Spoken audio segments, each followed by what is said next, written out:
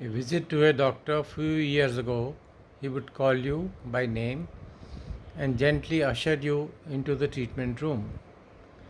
With an unfaltering presence, he asked what was troubling you. As he spoke, he would respond with soft hums to show he was listening, often pausing to ask follow up questions. Then his hands would take over where words left, resting on your forehead to feel your temperature, pressing gently under your neck, pulling back your eyelids to see what lay beneath. He would ask you to say ah as he examined your throat, placed a stethoscope against the chest and back, and press your stomach as though he was listening not only with the fingers but also with the eyes his heart all at once. Even when the thermometer came along, there was still touch. Nurse carefully slipped it under your arm, staying present with you in that moment. Today, the visit feels different. You enter the room, and the doctor is looking at a screen, typing as you speak. Questions asked, notes are recorded, but the connection is thin. Your temperature is taken with a gun pointed at your forehead. Your blood pressure is captured with a band tightening on your arm. You are sent to lab for blood and urine tests. And then when the results come back, the doctor reads them from the computer, giving you a diagnosis and sends you to the pharmacy, often without having laid a hand on you, even though there is an examination bed in his room.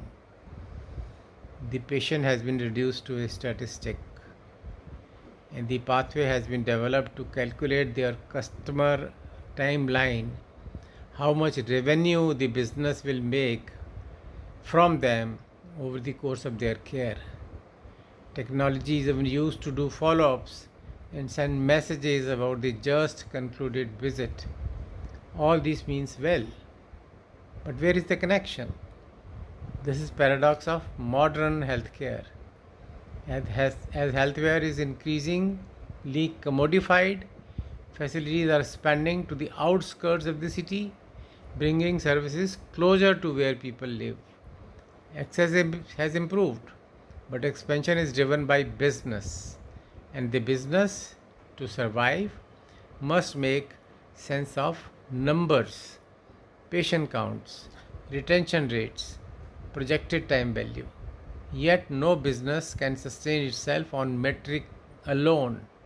On a healthcare brand to build and sustain its emotional vectors must preserve their what technology can never replace, the human connection that comes from being fully present and seeing what machines cannot capture. Touch is a gesture of compassion as much as it is a brand asset.